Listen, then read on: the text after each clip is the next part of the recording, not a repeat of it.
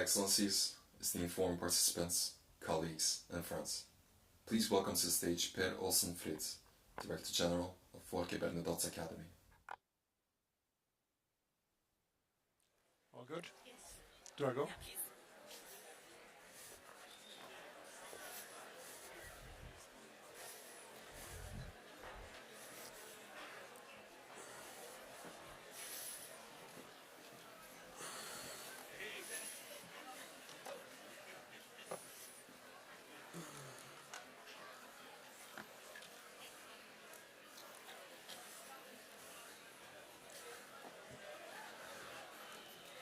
So, good morning, everyone, and welcome to the high-level panel of this second day of the forum. My name is Per Olsen Frid. I'm Director General of the FBA, the Folke Bernadotte Academy, which is a Swedish government agency working on peace, security, and development. We are mandated to support international peace efforts through the prevention, mitigation, and solution of conflict, and support to laying the foundations of sustainable peace. So the theme of this year's forum, On the Edge, Navigating a Changing World, points to the complex context of today's security landscape. And yesterday's opening plenary on building trust in a divided world did focus and drew on the growing distrust that we experience between different parts of our world today. And there are indeed many compounding crises. Humanitarian needs are increasing, conflicts are escalating, developing funding being cut, and trust in institutions are decreasing. When it comes to conflict prevention, we also see that there's something that is not working. And we have to think, are today's humanitarian, peace-building, and development systems, are they breaking? Are they already broken? And if not, are they relevant, and how? And what can we do to increase the relevance and effectiveness in what we work with? So today we'll delve into this changing security landscape and what it means for conflict prevention. What's the state of play? What lessons can be learned? And maybe most important, how do we move forward from here? Well, I'm not the one that will answer these questions. I have a distinguished panel with me. We're really happy, and I will introduce you all in just a short second. But I wanted to come back to the microphone that we all have in front of us. It's been there during the whole day of yesterday, and we know that people have wondered, what is this microphone for? Well, this is a microphone for peace. And one of the forum partners, Humanium Metal, has offered CPRI the opportunity to use this at the main stage of the forum. This is a microphone that it's the only one in the world, because it's made from destroyed weapons. And it's also made by students in a workshop school in Philadelphia, students who have been heavily affected by gun violence. So using weapons, making it into a microphone, recording, and maybe also hiring the voice of peace that we will have here on stage with us. Those voices, that's you. Very, very privileged to have you on stage with me, this panel. With me is, on my right, Katrina Lang, who is UN Special Representative in Somalia, with also an extensive background as British High Commissioner for Nigeria, as Ambassador to Zimbabwe. Privileged to have you here with me. It's Majed Al-Ansari, who is an official spokesperson for the Foreign Ministry at the State of Qatar.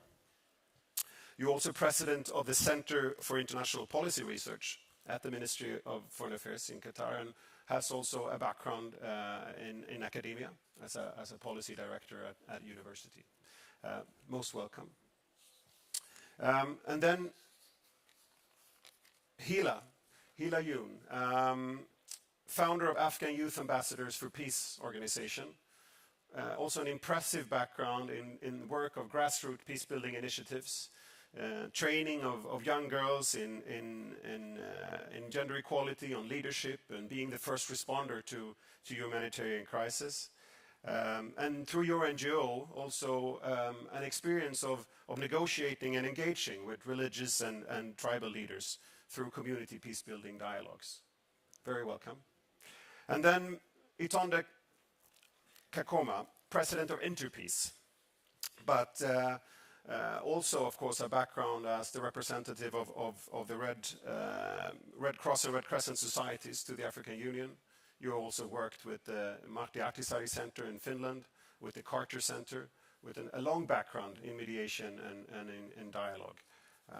Very, very welcome. So, the state of play. How should we describe that? And Itonde, I wanted to start with you, with your background and with the work of Interpeace. Could you give us a description from your perspective? How does conflict prevention look today? Goodness, thank you Per, for this. You know, you said something in your opening remarks that makes us all honest. Mm-hmm. Good. You spoke of not just the challenges, but the potential failures, the inadequacies of peacemaking generally, and of organizations devoted to doing so. And I don't hear that as a pessimist. I hear that in the spirit of the conversations we had just yesterday. In looking squarely and honestly in the face of what the world is experiencing now with a solution-oriented approach.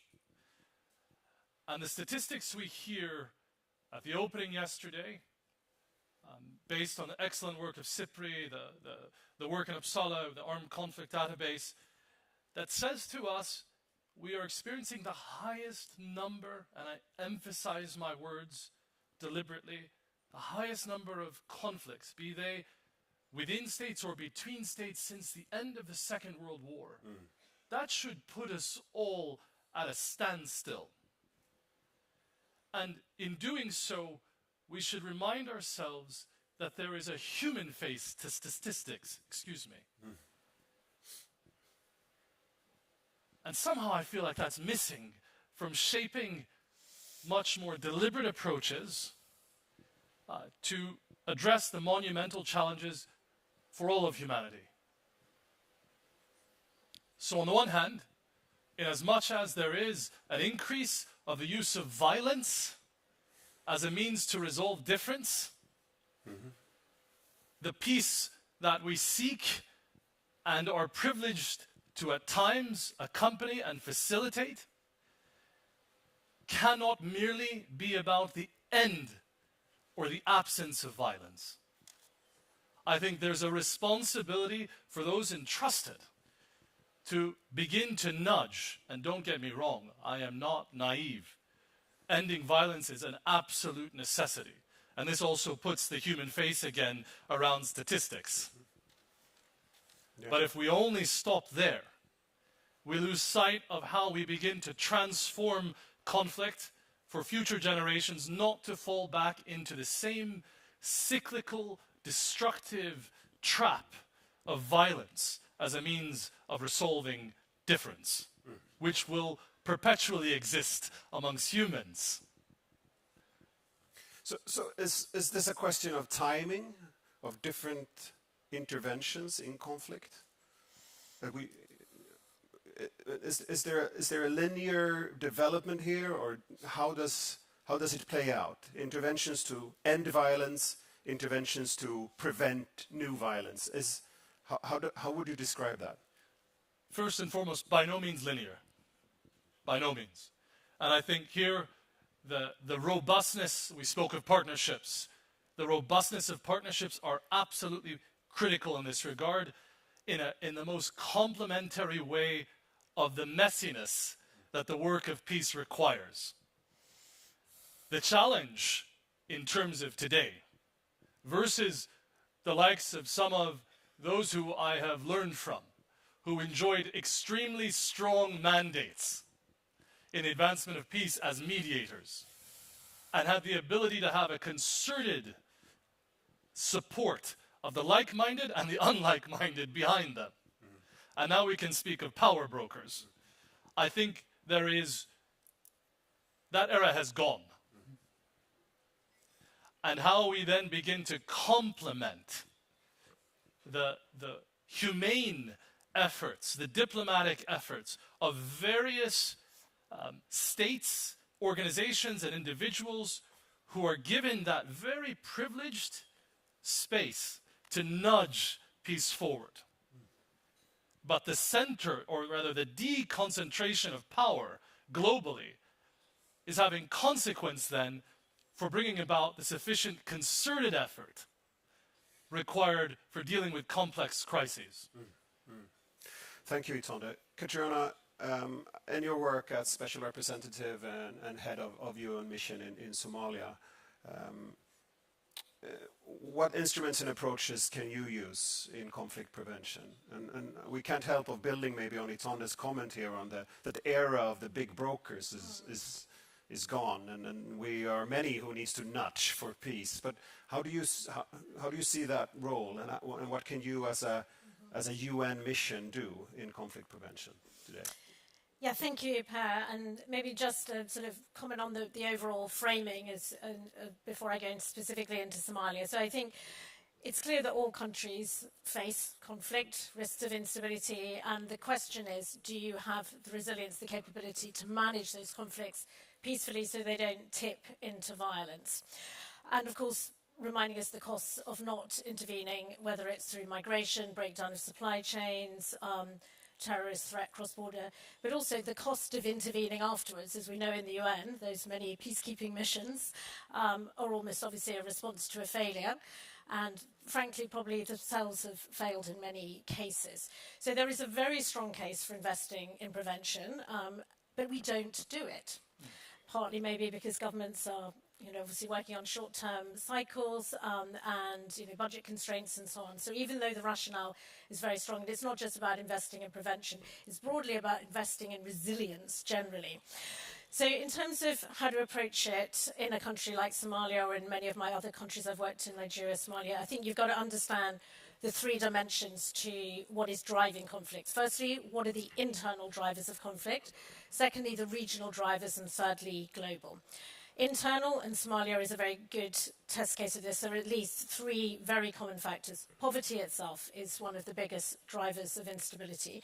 Secondly, inequality, whether that's vertical or horizontal, so marginalization of women, of particular clans in Somalia. They even call it the 4.5 model. 4 of the major clans have the majority of power, and the rest are bunched together in the 0.5, the sort of minority clans. Inevitably, that causes grievances and tensions. And then thirdly, a really major risk factor is if you're dependent on natural resources, the curse of oil, minerals, and so on. So those are internal. Regional, if you're in an unstable region, as we are in Somalia and the Horn of Africa, that is also a major risk factor. And we see it through cross-border terrorism and so on. But thirdly, and I think this is the big change we've seen over the last sort of 4 or 5 years, a number of factors have come together. Number one, the global financial crisis, 2008 to 9. Countries are still facing the consequences of that. They're caught in debt traps, which means they can't invest in their resilience. Secondly, climate change, big theme of this conference. Fourthly, COVID knocked everybody off course, hit everybody dramatically. And fourthly, of course, the Russia-Ukraine crisis, which played out very precisely by increasing the cost of grain, the cost of fertilizers. So those 4 factors have come together to massively increase the costs and risks of instability. So you've got internal, you've got the regional, you've got the global. All of this, final point, playing out in a geopolitical context, which, as you said, Itonde, we're no longer in a bipolar world, we're in a multipolar world. So in the old days, it was, at least we knew who the protagonists were. We had the 3 colonial powers in Africa, the 2 colonial powers, well, 3, 4 sort of smaller ones, 2 big ones, France and the UK, obviously Germany, Portugal and others. Russia, US playing out their power politics in many countries, and we're still seeing the consequences of that. But now, we haven't just got China, we've got major new players. One of them is sitting next to me, the Gulf players. Turkey has its biggest embassy in the world in Somalia. It's playing a long game there. So that's also a big opportunity. So that's, I think, the context. I can come on to what we can do about it, but maybe I should pause there and sort of... Yeah, maybe I can just ask a follow-up then, because what you both are sort of painting a picture of an increased sort of a complexity in the conflict dynamics with many levels and many factors that somehow interplay, or they maybe even they are mutually reinforcing each other, pushing the system towards conflict.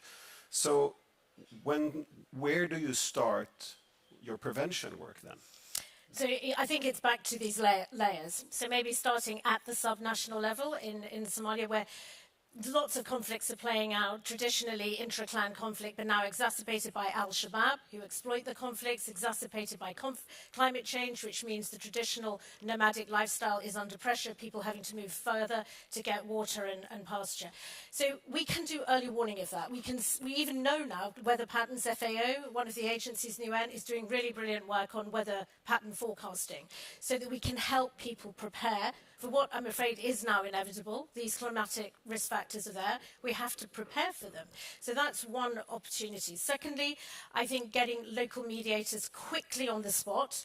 One thing we're often asked for in UNSOM, and actually I think we should be better at responding to, is can we fly in, use our helicopters, to fly in a couple of government or subnational mediators to diffuse a conflict before it flies up. It isn't always going to be us who provides, but we can provide the assets. So that's your subnational level, where you try and resolve conflict before it erupts. At the national level, frankly, it's all about economic development, building resilience, state building, checks and balances, that good old-fashioned stuff that we potentially have taken our eye off the ball, frankly. That's what lifts people out of poverty and reduces risk factors nationally. All of this done with an eye on political transition. Somalia is going through a major political transition from this clan-based arrangement to one person, one vote. We know that one of the biggest risks of instability and conflict is when you go through a transition. So helping them navigate the transition peacefully so that the losers are accommodated in the new system, because otherwise they're going to be spoilers. So political transition and social transition, cohesion at that local level. That's your national bit. Regional, I think, where we've got a live case study in Somalia, we've got all the regional neighbours very concerned about al-Shabaab. It's a cross-border threat. It was them who intervened individually in Somalia, and now it's an African Union force, and we're going through that transition. So regional dimension, they provide a security guarantee. Security guarantees are very important. And then finally, globally, so much we need to do differently. We have to take our responsibility. All the work around debt pauses, the new financial architecture that Mia Motley and others are championing, we really have to do a better job. Pandemic. We can't afford, when the next pandemic comes, this time we have to get it right. We can't hoard all the vaccines.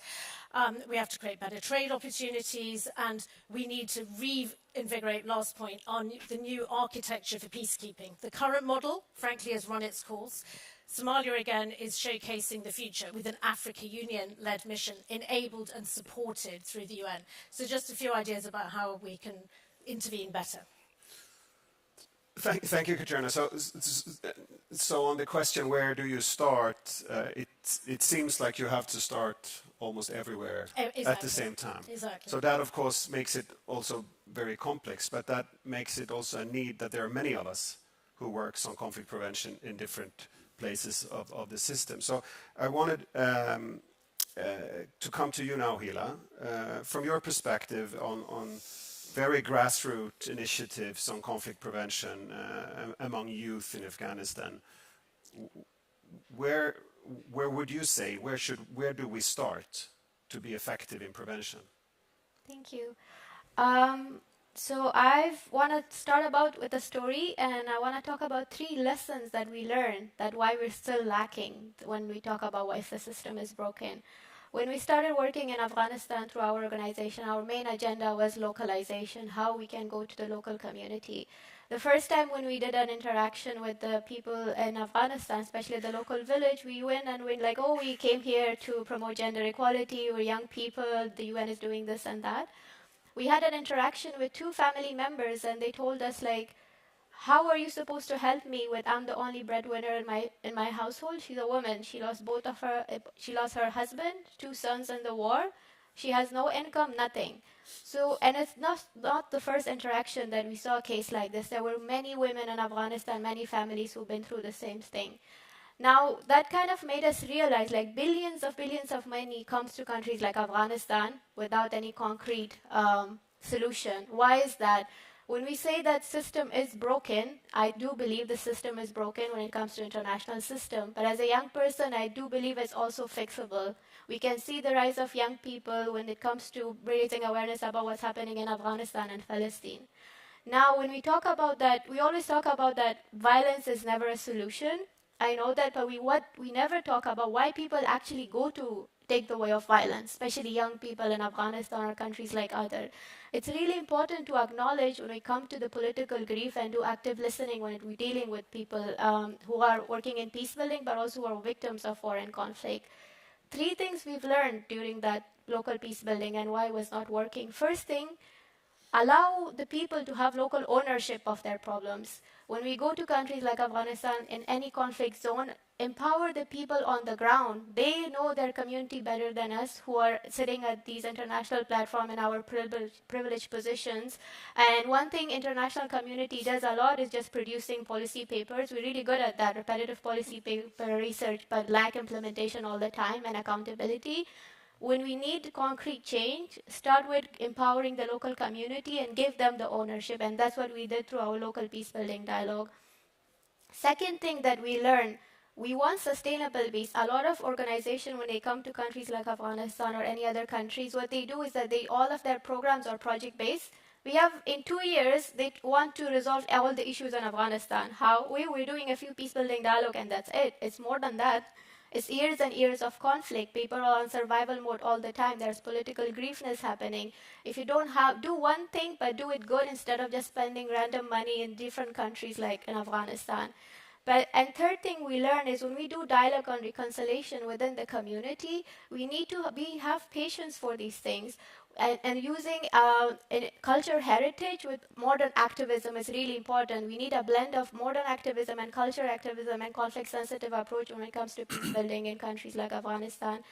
When my interaction and working in Afghanistan through local peace building, sometimes when you see these realities on the ground, quite early, you kind of get pessimistic. Sometimes it's like, oh, the international system is broken, because why these people who are victims of conflict for years and years doesn't even have basic incomes? But it doesn't make us hopeless, because drop by drop and a river is formed. And I firmly believe that if we have a collective approach and we bring those local voices to platform and conferences like this, because when we attend conferences like this, only those who can speak English, who have passport privilege, who comes and access without visa discrimination can bring those voices here. But what about the victims who are on the ground? We don't bring those people to this platform where you can listen to them. And one thing I've always noticed as well when we do conferences and lesson learn, it's always just expert talking to the same experts. Like if I tell you like these are lesson learned, most of you are expert and work in the humanitarian sector for 20, 50 years. You already know this. This is what we're lacking, and the gap is that we're doing the same repetitive thing all over and all over again. We need better approach, alternative way, more innovative ways when it comes to building sustainable peace. Thank you, Hila. Thank you, Hila, for being very honest and with these perspectives. And indeed, I think you're right. You were saying also that we need. You said local ownership, not just new policy papers. But I wanted anyway to come back to a policy paper or some policy questions. and maybe you can help me get away from it again. I mean, you have with your work very much focused on issues like empowering of young girls and gender equality or youth in having that ownership of peace building. Now there are 2 big international agendas on this coming from Security Council Resolution 1325 and 2250 on women, peace and security and youth, peace and security.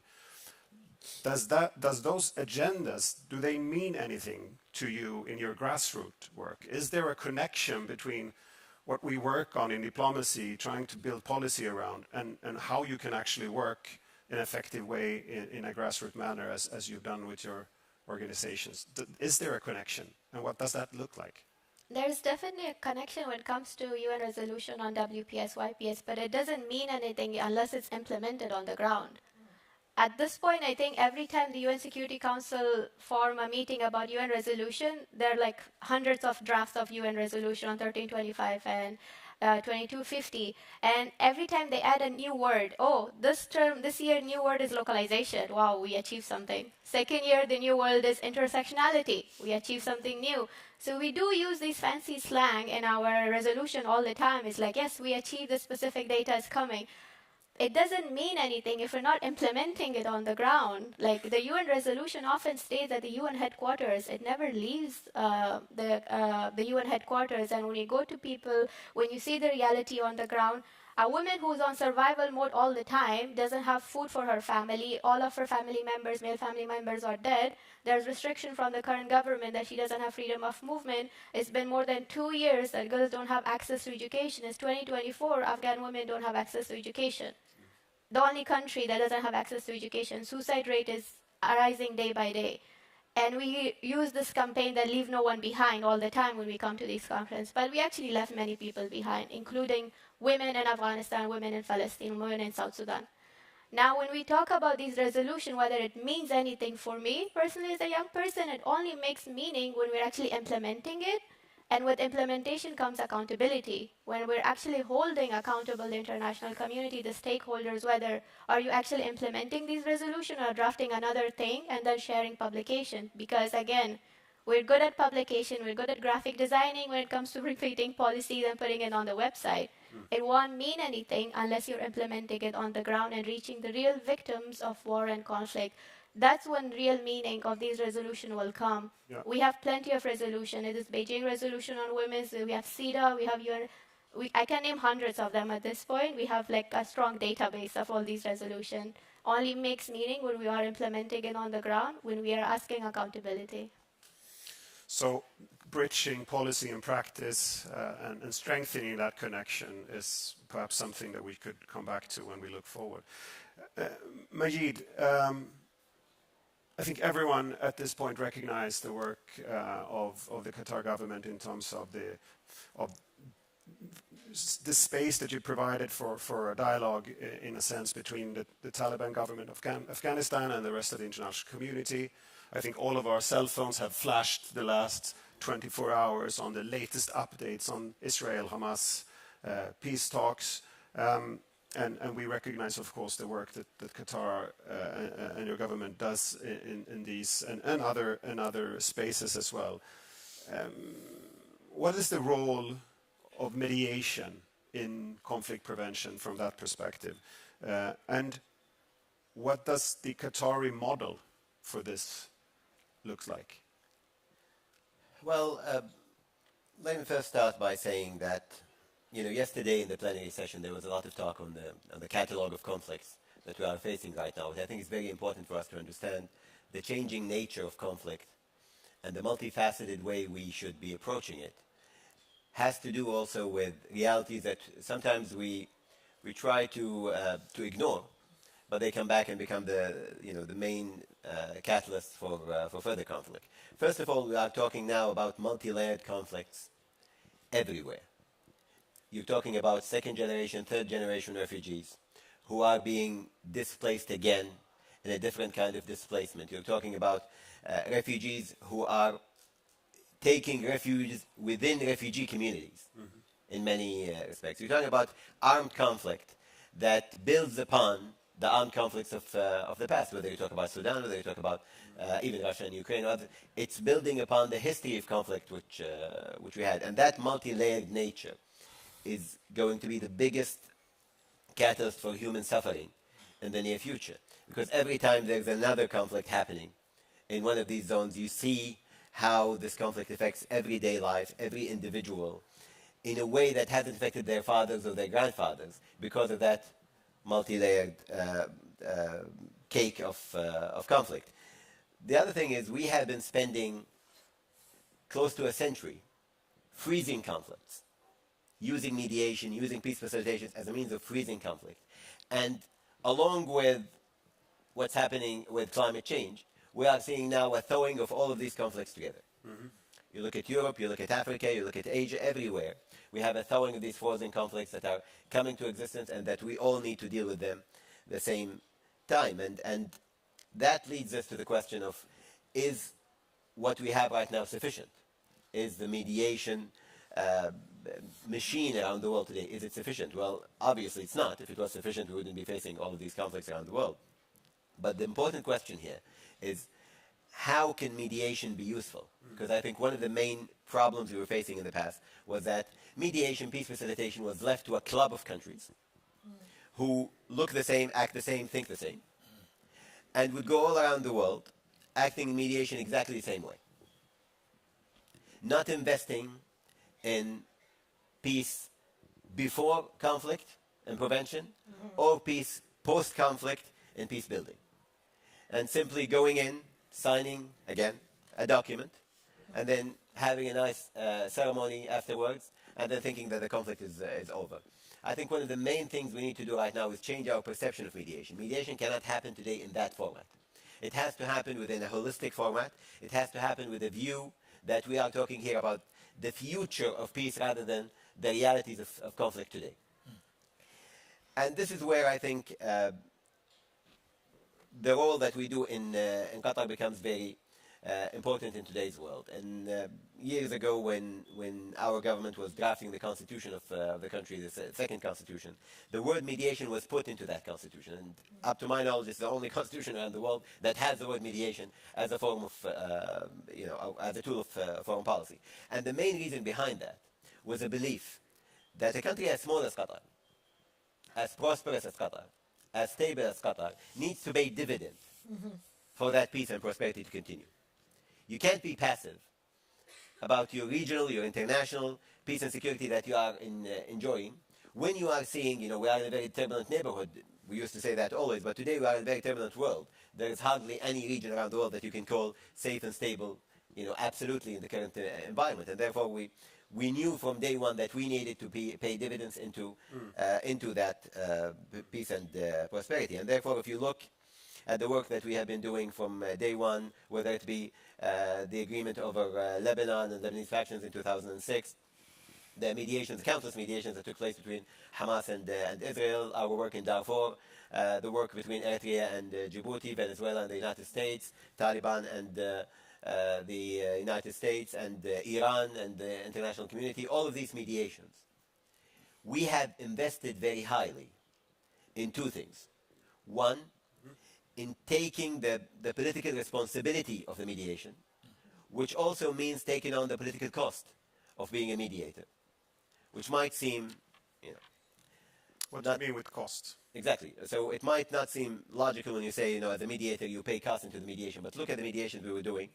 You have to pay a political cost because you're not mediating amongst friends, right? And especially with non-traditional mediators like Qatar, it is easier for the club I was speaking about in the beginning to lay blame to the mediator as a result of a conflict, right? And this is what we've been saying here in Qatar, but before even between Taliban and the United States, before with Iran and the United States, even between Russia and Ukraine when we were doing the mediation over the children, we get blamed for the mediation process itself, whether if it's working or not. You get attacked because in some parts of the world, it cannot be fathomed that a country from the Middle East, a country from the global south, is playing a role as a peace facilitator without having ulterior motives, right? So it's a cost we have to pay.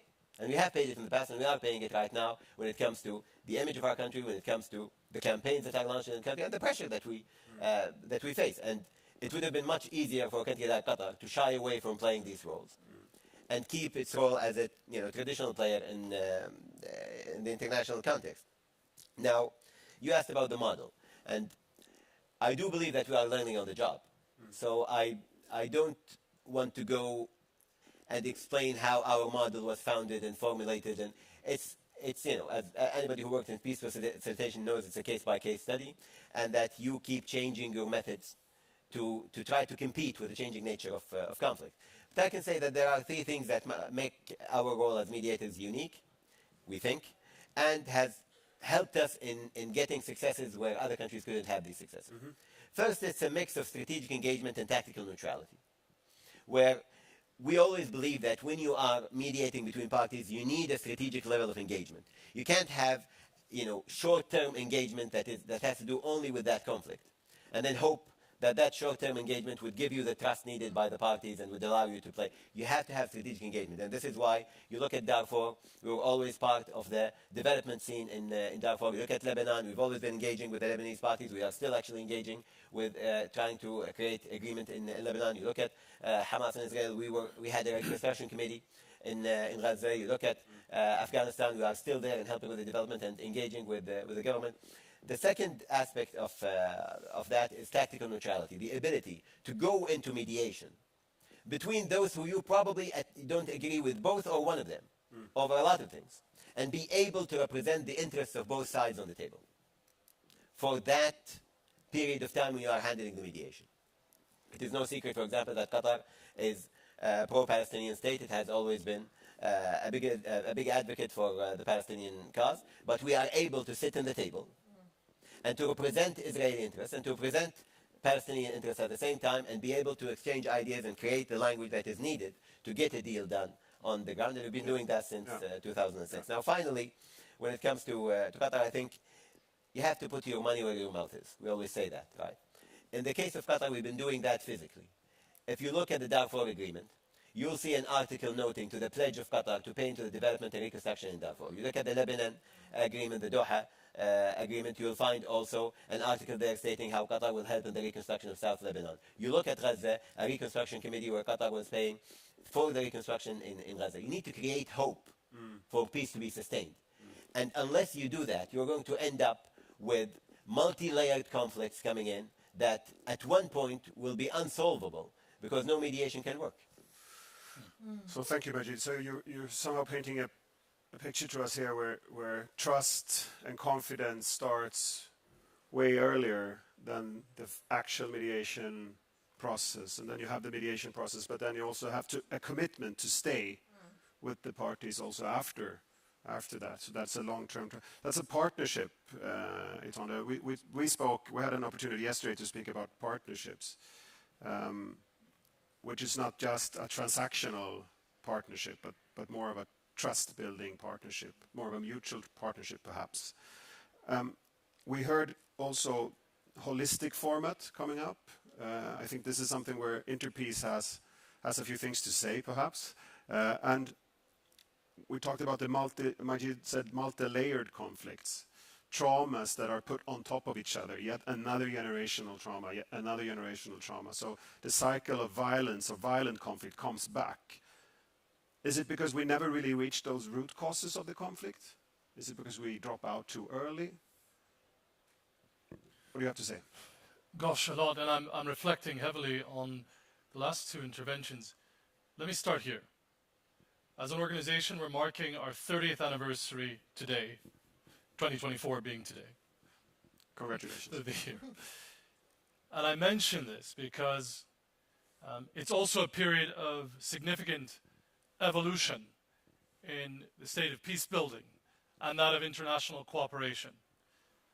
And I also mention, in light of your last point with regards to the transmission of not only trauma but conflicts that come with trauma that is unresolved. Yes. And in 30 years, we see particular regions that are prone to widespread armed conflict erupting generationally. Prone, almost on the drop of a dime clock, 30 years. And that has everything to do with what you're describing. For children, be it young boys or young girls, to witness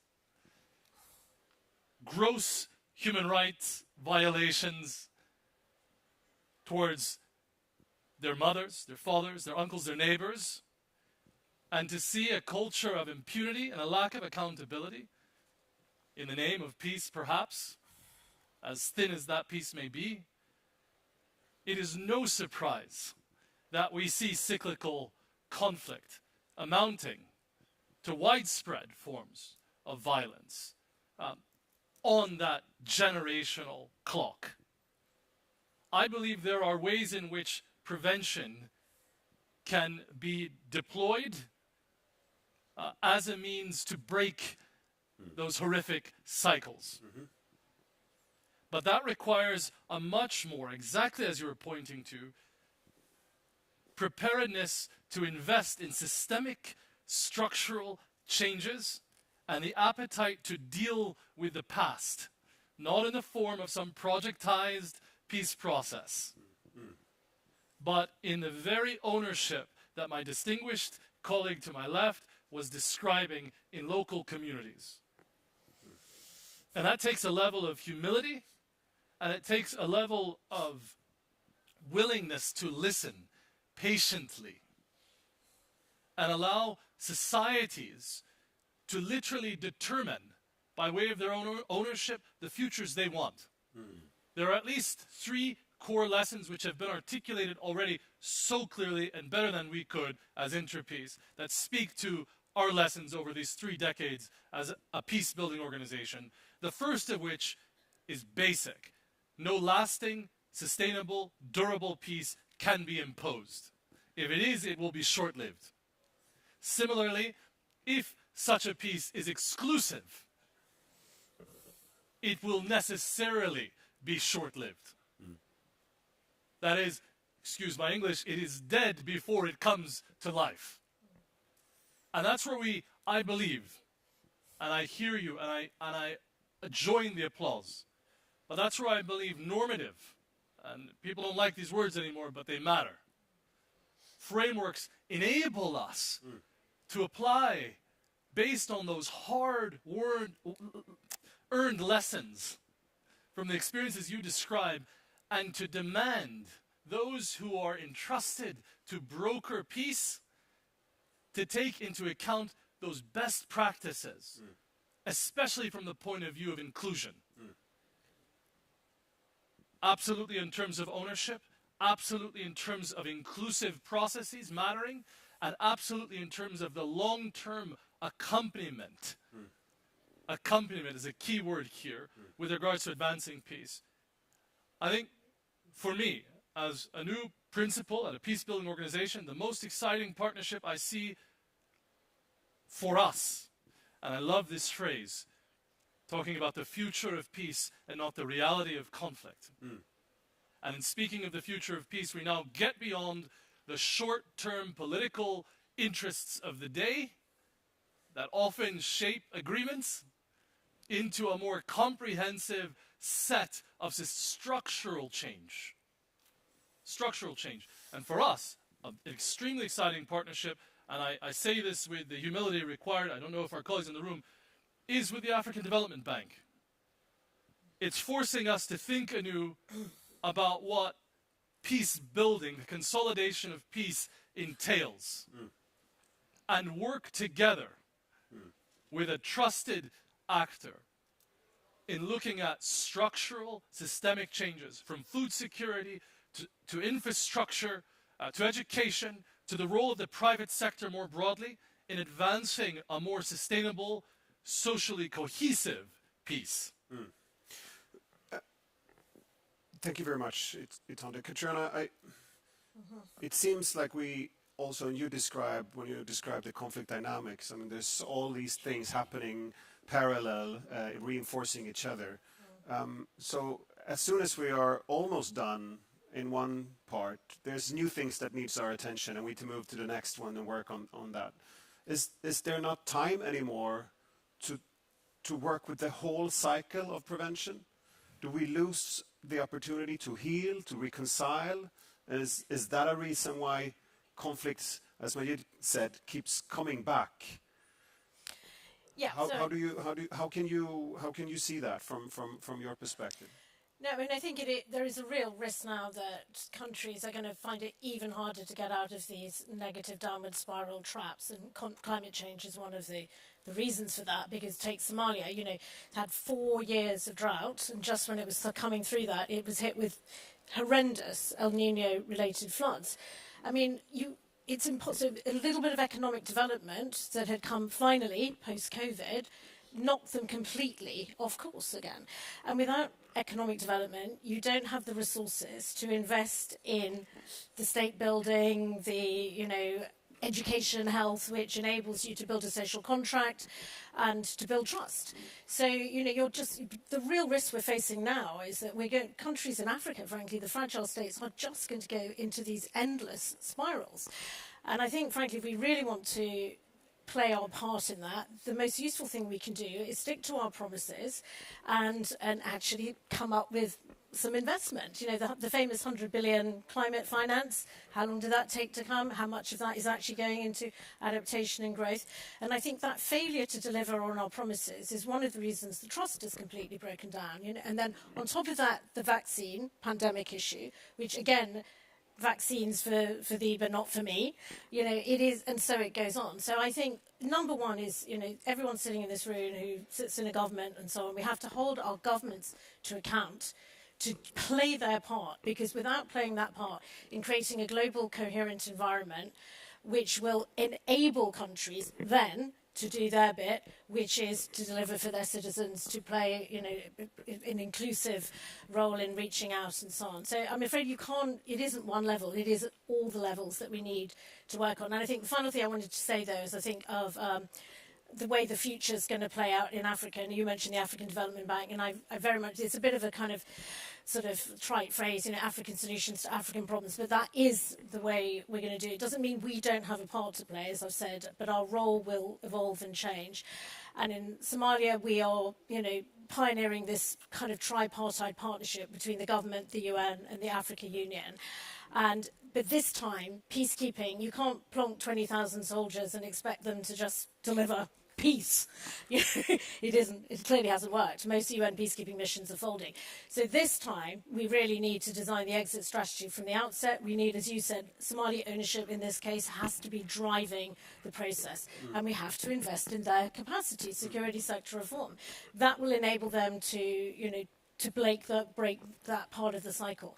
So there are no simple solutions, I'm afraid, and we need to hold ourselves to account for the part we said we would do and actually do it.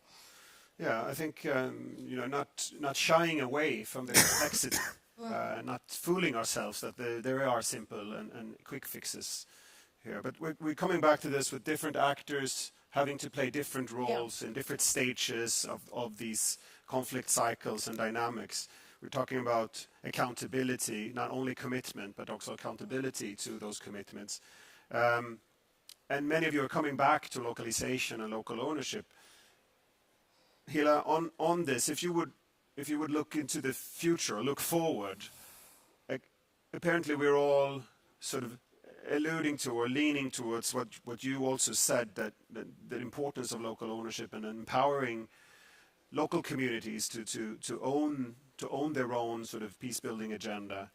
But what do you need as a young Afghan peace builder and your organization and your partners? What do you need from the rest of us? What type of commitment would you like us to do? And how would you want us to hold us accountable to that? I want to talk about two issues here that is often overlooked. I don't want to go into you need to finance us, you need to build our capacity and all that, because you already know that, you've been doing that. Two things I think a lot of young people need right now. First, I really wanted to thank you bringing the intergenerational trauma to this. Just sharing my family history. My grandmother, she lost her husband, my grandfather, during Cold War. We still don't have his body. We don't have a grave for my grandfather. She raised 6 kids, and including my father and my aunties, they saw what she's been through.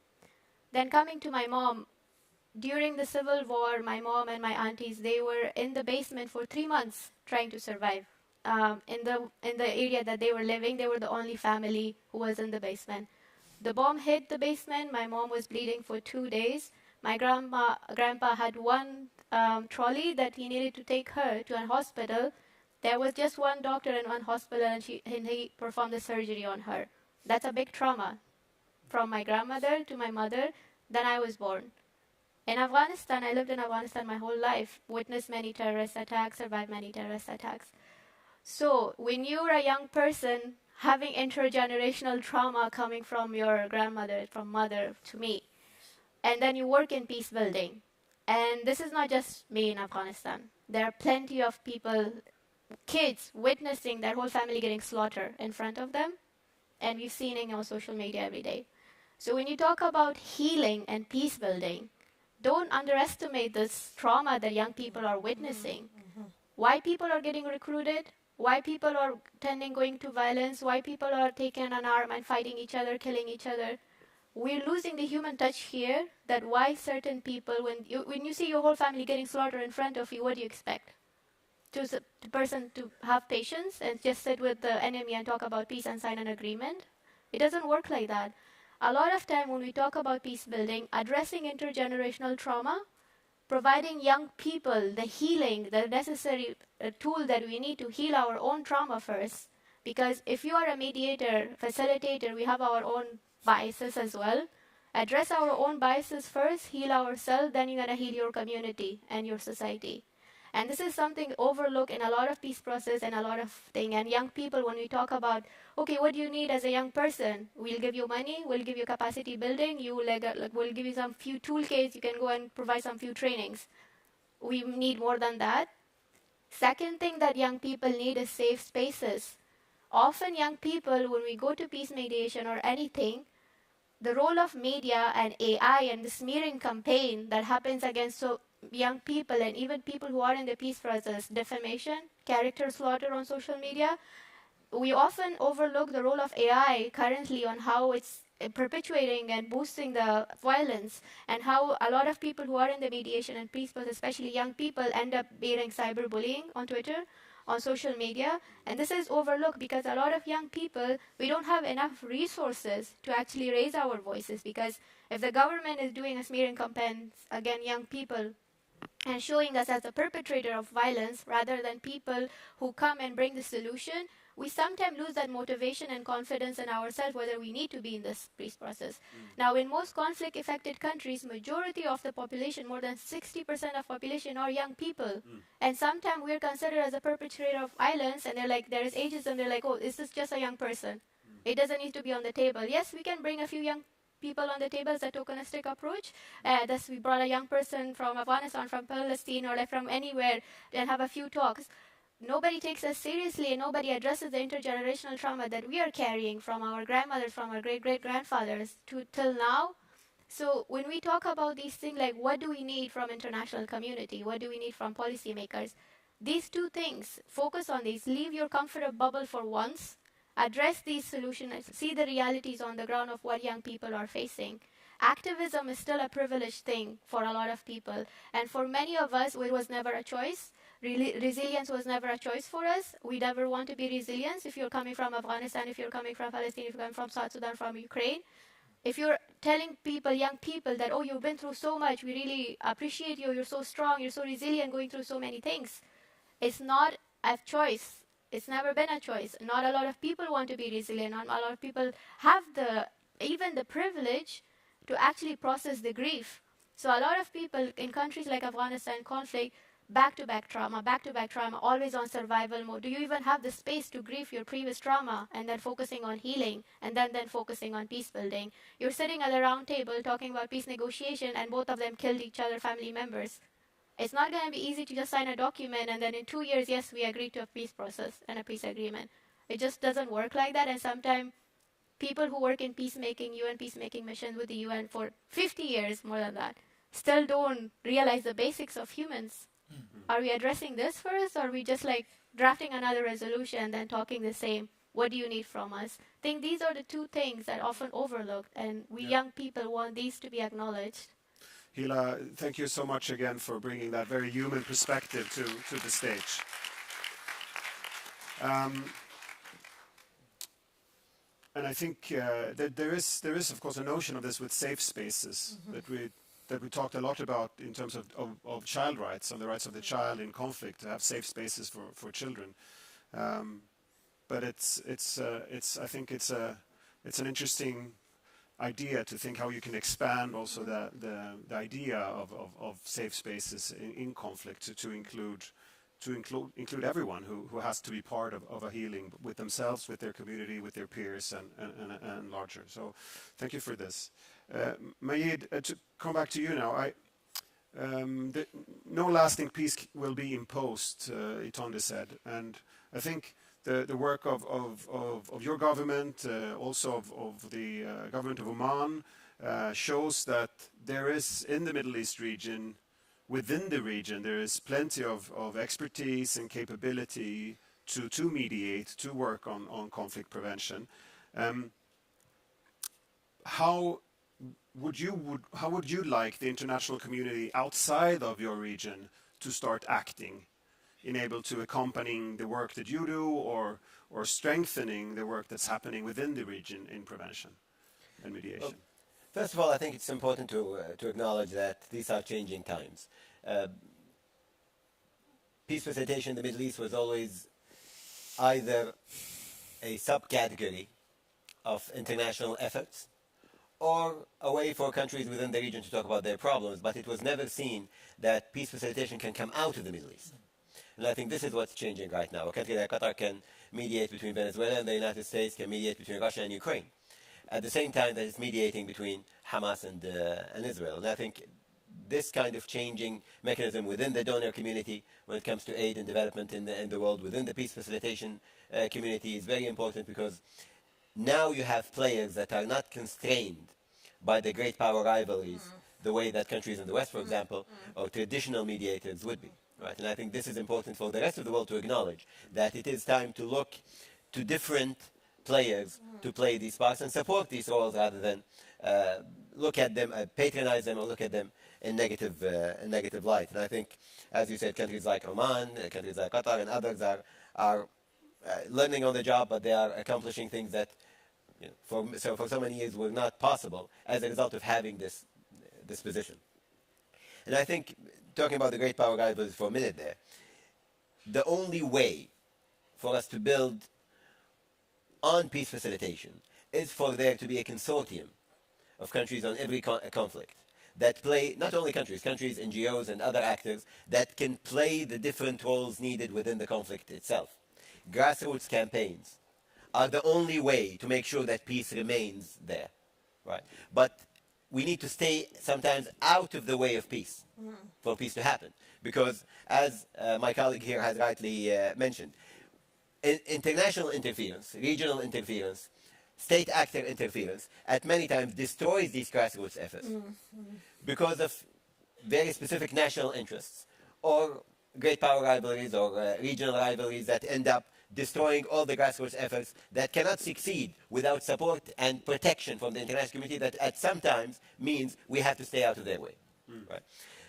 On the other hand, look at what's happening today in prevention and creating a situation for peace in a lot of these countries. You'll see that different international actors are playing negative roles rather than positive roles within these communities, within these societies. Now, in Qatar, we established the Education Above All program, and an NGO that works on bringing back children into education in conflict zone. Now they've done more than so many projects that got 20 million children back into education. Right? These projects need to be internationally supported, protected projects that enable us to play the role of mediator when needed, and for that role as mediator to be successful. And I want to say something here just a little bit about the fact that when you look at the state of conflict today, we used to say it's a Twitter culture, but I think we're too old now to use that. Probably a TikTok culture or something. I wouldn't know. In the way we deal with conflicts today, it's short-termism, it's election cycles, it's social media campaigns. Everybody wants to make an electoral win 2 minutes later, and they don't care about the actual conflict that's happening on the ground. Great leaders are those who make the difficult choices, who have the difficult discussions, and are willing to stand on podiums and say things that people will not like in order to end conflict and create peace. Leaders who depend on polls and depend on focus groups and depend on social media to go on and attack one player or shy away from saying ceasefire when there is need for a ceasefire are those who will be responsible historically for conflict and for the death of thousands of civilians as a result of their narrow political ambitions. And we've seen this happen in this conflict and so many conflicts before. Today, we know that there are leaders who don't mind for thousands of innocent people to die if they can advance their political careers a year later. And unless we address this as an international community, unless we allow the international community to operate in a way that goes beyond political posturing, we'll only see more conflicts happening around the world. And we talk about the international system, and I wish all of us can be as energetic as young people, but we have to say that today everyone is losing hope in the international system. And if you look at polls that conducted with young people, the patterns are changing. Hope is diminishing with young people. If young people lose hope, if we don't hear such messages coming from young people, all of us will lose hope in any future that can help us. We talk about the international system today and how corrupt it is and how bad it is and how useless it is. But just like it was said about democracy once, that democracy is the worst form of government except for all other worst, forms of government, well, an international system today is the worst possible way of running the world except for all other options that we have on the table. So we need to work together, protect hope, create a hope industry that makes sure that young people do what we couldn't do in our generations. Thank you so much, Majid, for those very strong words. So sometimes just stay out of it could actually help peace, especially if you're going into it with your own short-term self-interest. And I think that is a message that maybe many governments should think both once and twice about. So thank you for that. Itonde, I want to come back to you because in mediation or negotiations, we very often talk about track 1, track 2, track 3, and then 1.5, track 2.5, and there's so many tracks. Is this the way forward? To keep different tracks going? What is the role of the different tracks? How do we connect them better? Could you elaborate on that for us as well? Will you allow me to say what's sort of burning in my mind? And I will touch on this, I promise. Absolutely. And it's in light of what our distinguished panelists have been saying.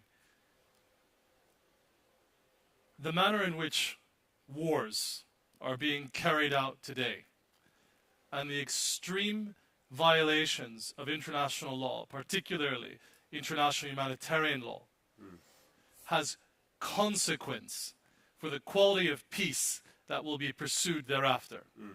When we look at the number of cities, in particular, being destroyed, it's not simply about infrastructure. That is absolutely crucial. It's about the societies and the communities and neighborhoods within those cities that are being dismantled, and the social fabric that is also violated as violations of IHL are being conducted in so many parts of the world right now. And for me, this is not simply about upholding law and norms. It's about the quality of peace also that is to be pursued and the maintenance of international peace and security. It sets precedents. And linked to this is how you recover and you rebuild in a manner that takes into account the dismantling of communities and social fabrics.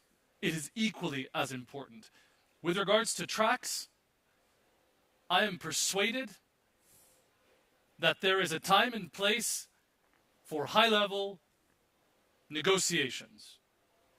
Leadership matters. Representation matters. But not in a way that excludes. And in a way that responsibilizes those who are entrusted with office. To do so with a longer-term view of what peace entails beyond the short-term political gains. So, as an organization, we pride ourselves in looking at processes from a much more messy point of view, Yeah. a necessarily interconnected point of view, where the perspectives of community members, intercommunal dialogues are as important in shaping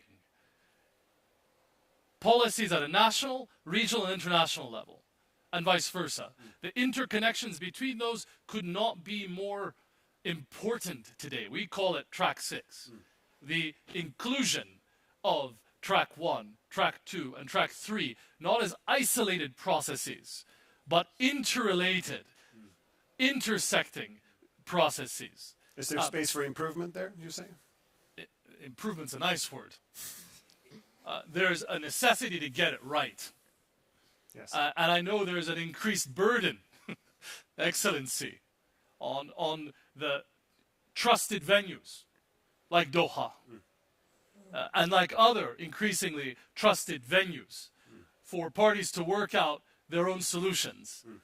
But the manner in which we do that necessarily, as you indicated, entails that intersection with other tracks, other processes. I personally, can I use this word? No longer like to use the categories of tracks. If you think of our founding chair, Marty Atazari, who founded CMI, served as chair of Interpeace for 9 years, Nobel Peace Laureate. When receiving his Nobel Peace Prize, he saw no distinction between the work of a power broker in mediation and that of the long-term hard work of peace building. And he addressed the audience as my fellow peace builders, because he saw that in order to advance peace, even at the highest level of decision-making, you needed it to be undergirded by a much broader, inclusive approach to peace. Thank you. Thank you, Tondo. Yet another perspective, I think, for everyone here to carry with them. So we're reaching the final 5 minutes of this session, and it's been incredibly rich, I think. Thank you so much to the panel for everything that you've been able to share with us. I want to give you another last opportunity to share with the audience, but at this point, I want you to share in 1 minute each. What is the thing that you will your takeaway from what your fellow panelists have brought to the discussion? What is your takeaway from what the others have been able to bring forward? And this is not the prepared last question, so this is new for them. And I want to start with you, Katrina. Yeah, oh my God, so much. It's been an absolutely amazing panel. I've been taking notes. I think one thing, as you said, trauma. I think, and that sort of links to how you can actually heal from this, repeated, horrendous trauma, personal trauma. So I think factoring that in and having time for that as you heal and rebuild and enable people to forgive each other, some terrible atrocities. And we've seen that in, with Boko Haram, Al-Shabaab. These people have to come back into their communities and they need to be forgiven, but you've allowed people to heal. So I think that is such an important part of a sustainable peace process. And I think from what you said, that it's just so admirable what Qatar is doing. And I think your point about you have to invest in it, the process, and also the costs of it, in a political sense, really struck with me. And I think you're playing such an important, part in the sort of mediation process. So those two things, I think. Thank you very much. Majid? Thank you. I mean, listening to the sense of embattled hope, I think it was stuck with me and will stick with me for a very long time, because you can, if I'm allowed to read between the lines, I can feel the pain of losing hope going through the language that is hopeful.